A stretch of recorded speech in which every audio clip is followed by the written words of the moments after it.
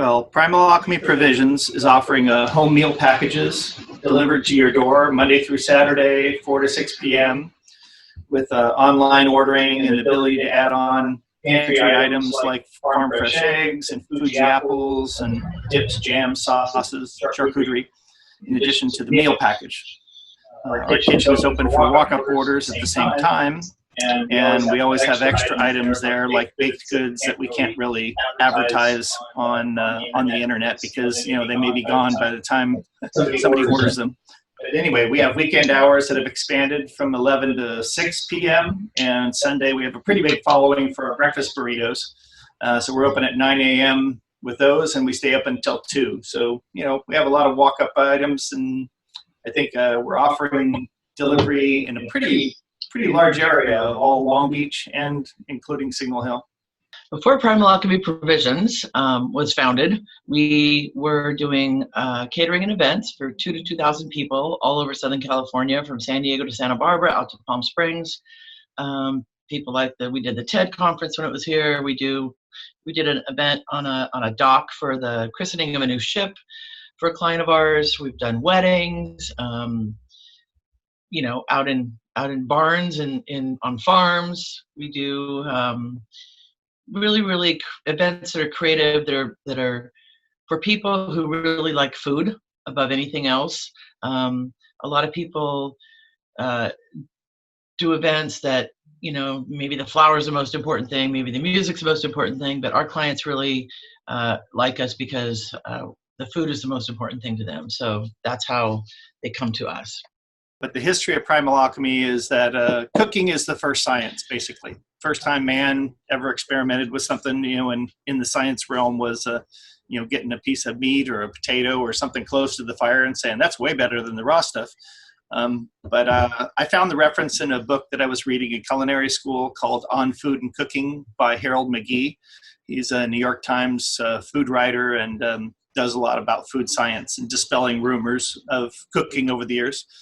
But I think most people's reference to alchemy is science, of trying to turn base metals into gold. So we feel at Primal Alchemy, we take, local seasonal ingredients and turn them into gold by making delicious food for the local, for our guests, our clients.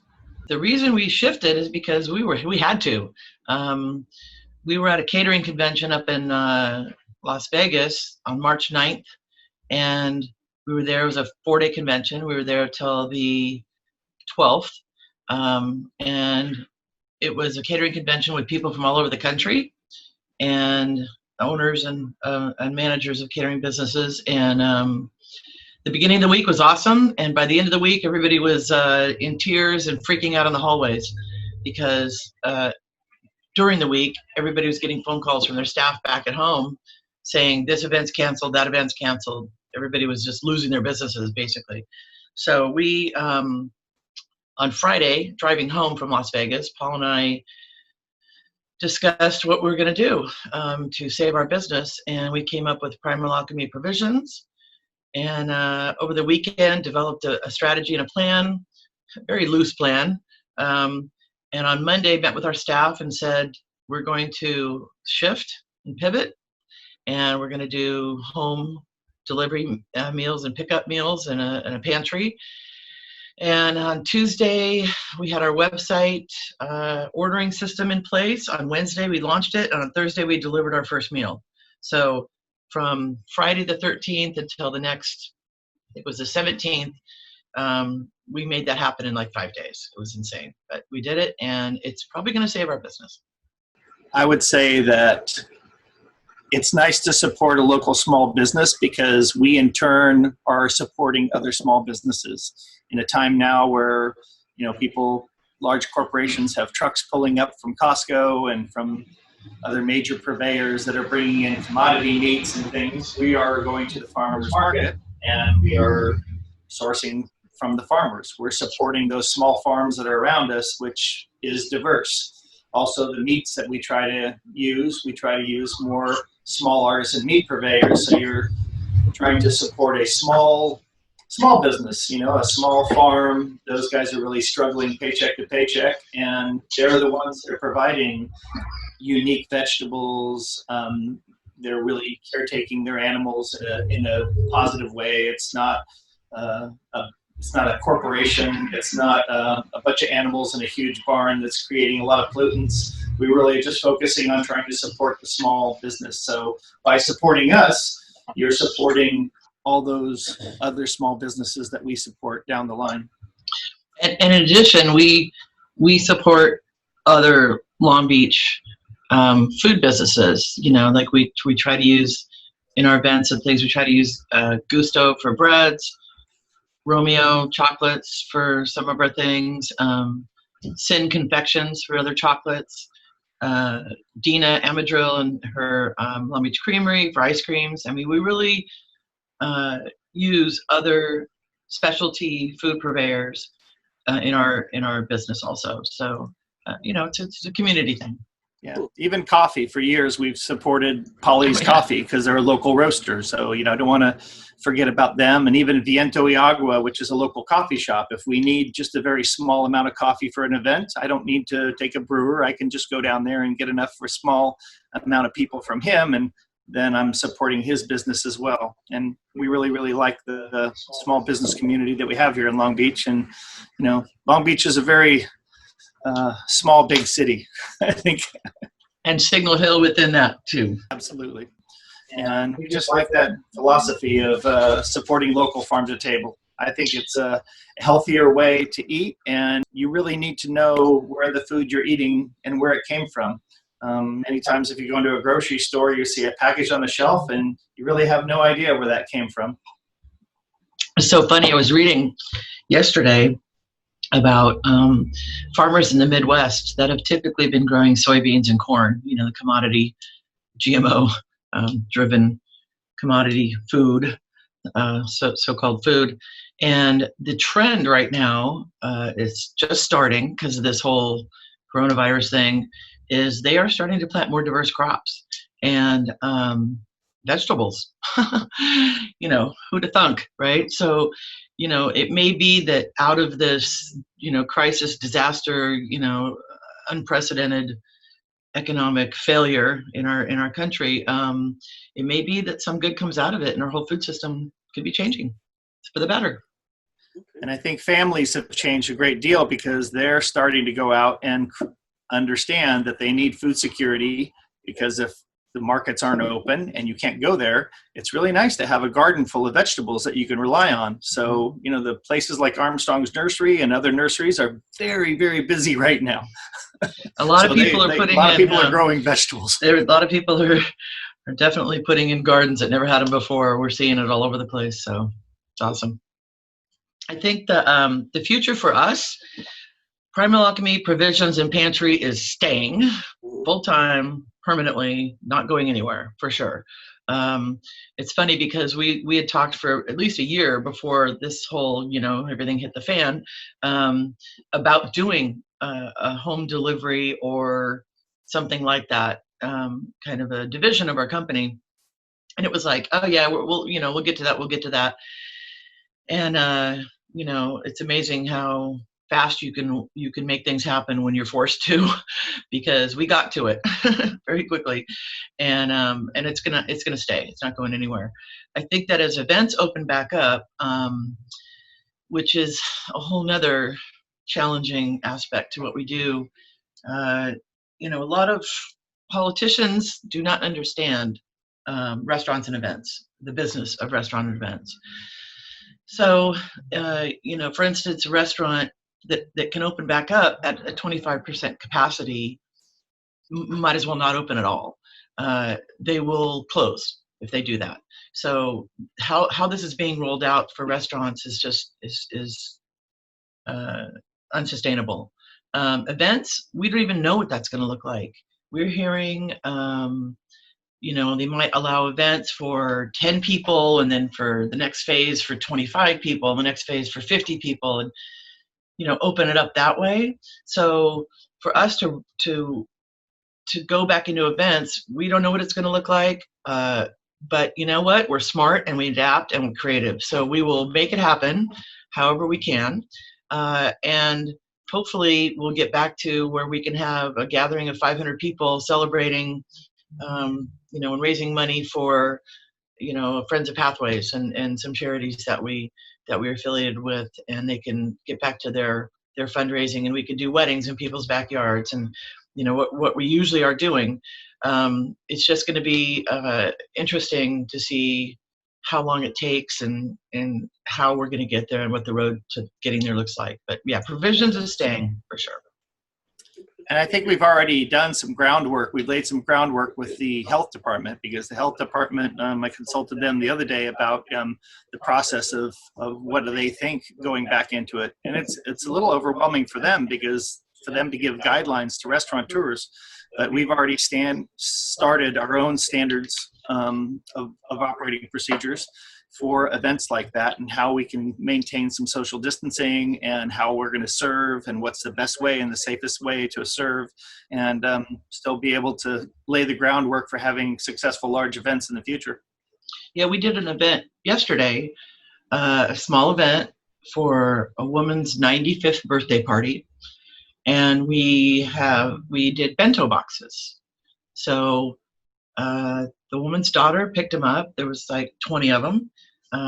And took them to her mom's backyard, where her friends were sitting all around the backyard, 6 feet apart, all these little old ladies sitting around in a circle, and they each got a bento box, and wiped down, sanitized, and they had a very lovely lunch, and she's dropped them back off to us. So that's how we did one.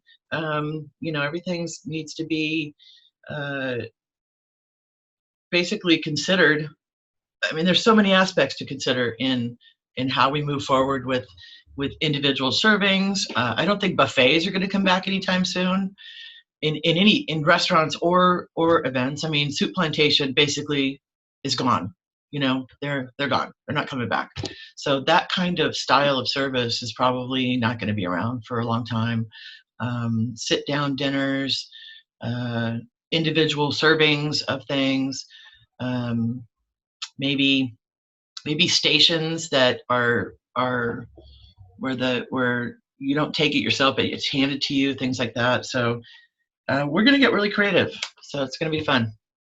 Yeah, when we were driving home from Vegas and coming up with Primal Alchemy Provisions, that whole idea, we knew that, because we've always been such a big part of the community. I mean, we're involved in a lot of things in Long Beach. Food equity. I'm a commissioner. I'm involved in the Rotary Club. I mean, we really, we've done days of taste at local schools. We're members of Long Beach Fresh, and just I could go on. But anyways, we're involved. Let's just say we're involved, and we really have always given back. So one of the things that was really important to us as part of this provisions was to have that kind of component to it, of being involved in the community. So we decided that we would pick a different charity every month and make that charity a focus for that month of on our website and things like that, so people could donate. We have a special little area when you're ordering that you can actually add money to donate to them, and then all our delivery fees go straight to that charity. So the first month we had Children Today, which we're actually cutting them a check today for the month of April. And then May, we have right now Pathways to Independence, which is a charity very close to my heart. And next month will be the Rotary Charitable Foundation, Long Beach Rotary Charitable Foundation. And then in July, that's for June, and July will be Steel Magnolias. And also, we partnered with the JCC to do Passover dinners, and a percentage of that sales, of our Passover dinner sales, is going to them.